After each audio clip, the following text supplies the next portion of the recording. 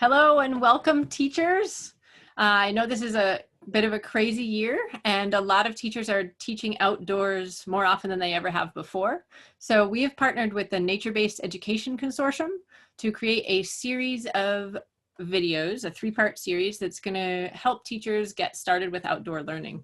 So part one, that's today, is called Stepping Out the Door. And this is all the supplies, logistics, routines, kind of stuff you have to have set in place before you begin your outdoor learning adventure. Part two is going to be very specific activities that are short, simple, require almost no materials at all, and can be done repeatedly throughout the year without getting stale. And they're aimed at pre-K through 5.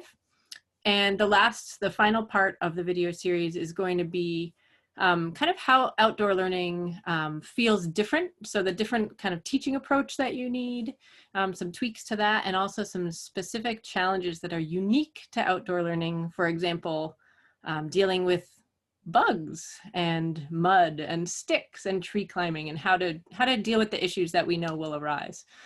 So welcome, and we hope this video series is helpful for you as you head outdoors with your students this year. So who are we? My name is Carrie Truby. And I'm Sarah Rogers.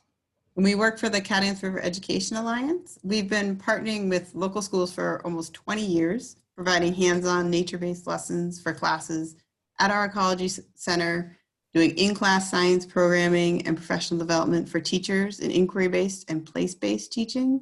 We've also, in the past few years, developed more of the professional development, as well as starting a network of teachers to support them in their outdoor learning.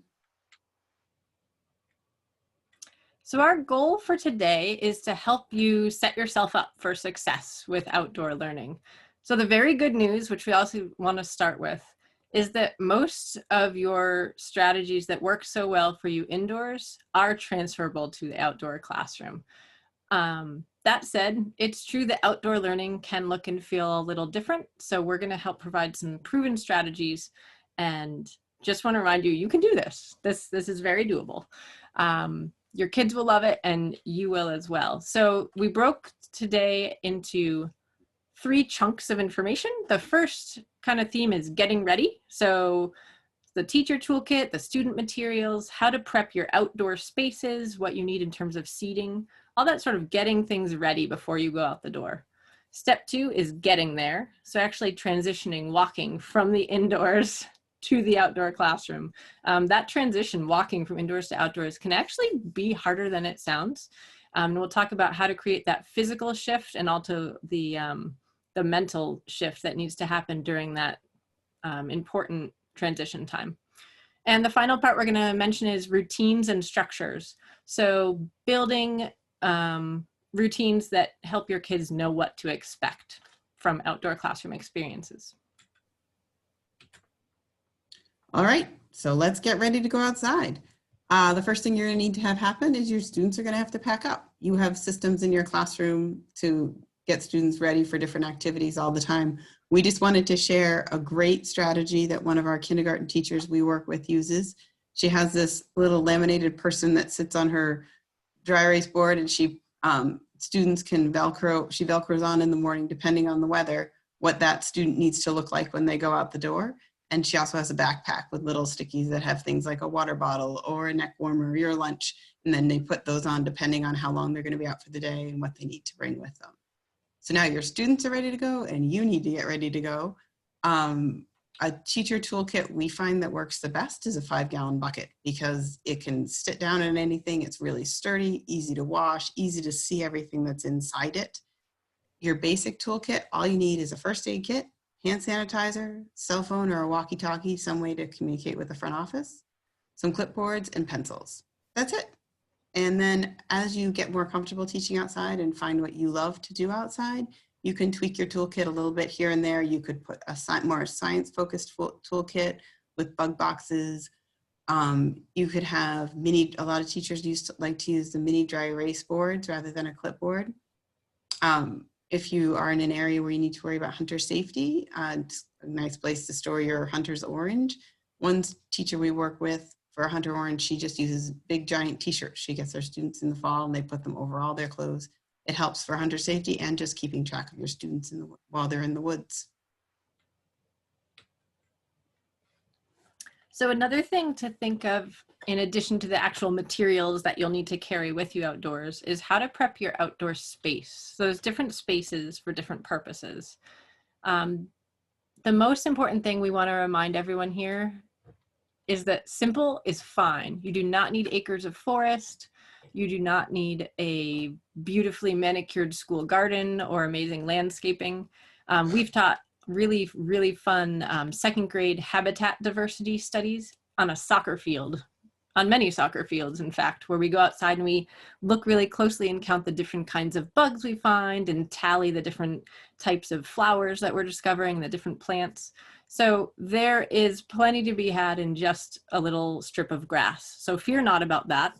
Don't let that be a deterrent.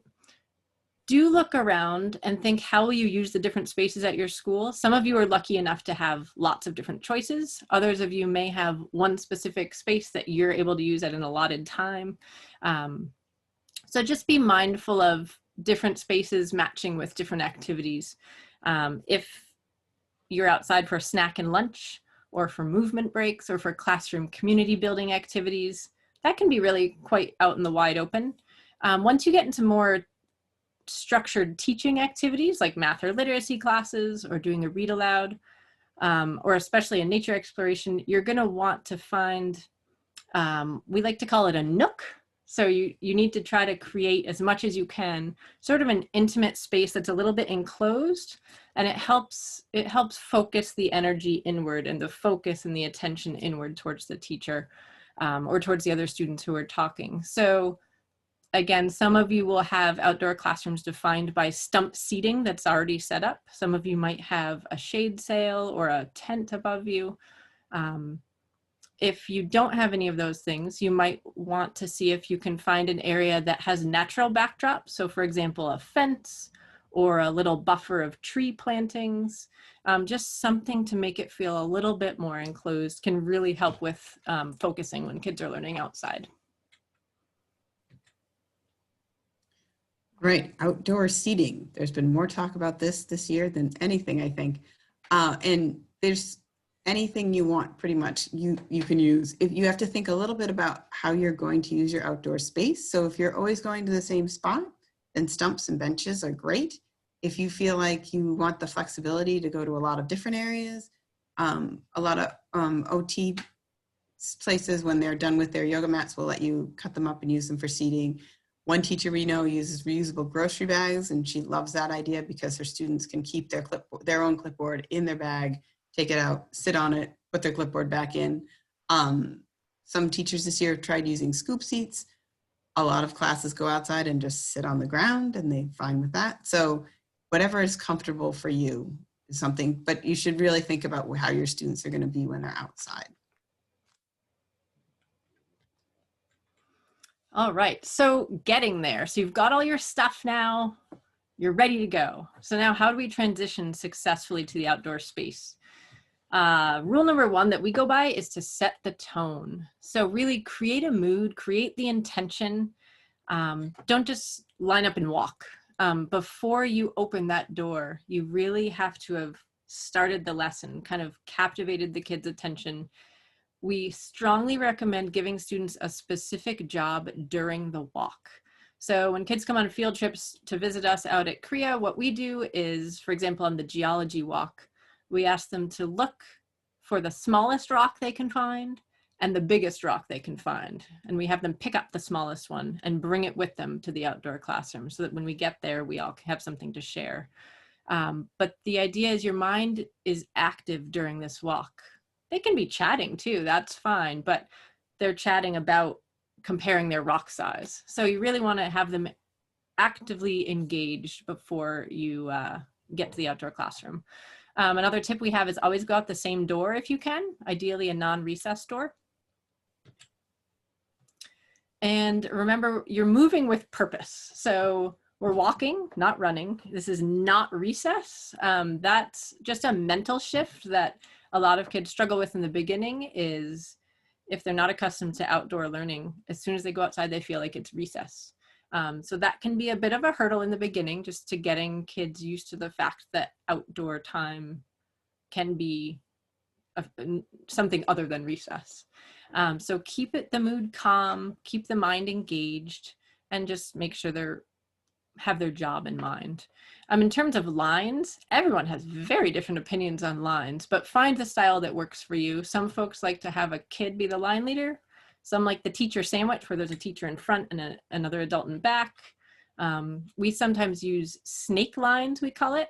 If we're walking over an otherwise pretty boring walk, we'll have someone be the leader, often a kid, and they can kind of wind through obstacles, and you do like a follow the leader style. So it just makes it more exciting and engaging.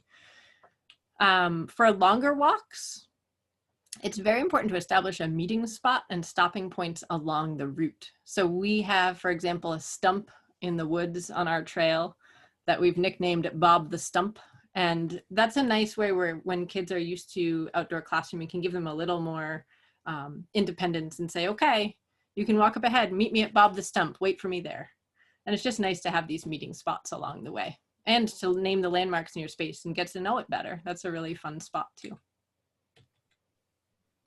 And you're doing all this, as you're doing all this, you're building endurance, and you should not expect your students to go outside and have a flawless outdoor experience the first time. Just like you scaffold reading and you have your students read for maybe 5 minutes at a time and then 10 minutes at a time, you're going to do the same with your going out to your outdoor classroom. One of the kindergarten classes we work with, one year, they decided to take their class out the first day. They got them all ready and they went out the door, and then they came back in. And then the next day they went out, the next time they went to outdoor classroom, they went out and they walked to the apple tree and they came back inside. And then they went out to the apple tree and they played a game that they were familiar with. And then they came back inside. Then they went to the apple tree and they played a game that they learned, a new game, and came back in. Then they walked a little further down the trail the next time to think down to the river and came back. And then finally, they walked all the way out to their outdoor classroom and they played a game there and had some time there and came back. By the end of the year, these students were going out, by the end of the month, they were going out to their outdoor classroom, and easily by 2 months in, they were spending a good chunk of their day from 10 to 2 down out at that outdoor classroom. So they didn't expect them to do it all at once, but they built up to that. And then once you get there, now you've got your routines and your structures. You've got to your outdoor classroom, and now what do you do? So make sure that your outdoor time is structured. Just like in a classroom, you wouldn't have your kids come in and just say, okay, here we are. You want to be consistent when they arrive. Your students know what to expect. What we found works really well is have a circle and share time. So as you've walked out there, if you've collected your smallest rock and your biggest rock, circle the kids up and they share what they found. Or your students can circle up and share something interesting they heard or something interesting they saw on their walk in. Once you've had that share time, so your students are focused and centered where they are, then you can give them an activity to do, and you're going to use, again, those short, simple, structured activities that we'll talk more about in our next video. Don't try and jump right into content. Again, you're still building that endurance. You're still making them comfortable with the idea that outside is not recess and outside is learning time. Along with that idea of you're going to have some different behavior expectations outside. Your volume might be a little bit louder outside, but you ought to have specific requirements regarding to things like sticks or boundaries or activities that you're doing outside. And you can make these expectations really simple. In the next slide, you can see one of the teachers we work with developed a learning plan for outside, a behavior plan for outside. And hers were 3 S's. Can you see me? Is it safe? And then their student code of cooperation. It's a really simple rule, and it follows, can you see me? Are you staying within the boundaries? Is it safe? How are you using your stick? Are you climbing trees? We're all covered in this really basic rules that she set up with her classroom, which you probably set up similar things about classroom behavior in your classroom every year. So we hope you will come back and join us for part 2 and also for part 3. Next time, we're going to be talking about some short, simple, structured activities that you can take and run with right away, do the next day in your outdoor space. And these are all ones that can be done with very few materials and are easily adaptable to do with multiple grade levels. So I hope today has been helpful and given you a little boost of confidence to get outside and give it a try. And we look forward to seeing you in part 2. Thanks so much. Thank you.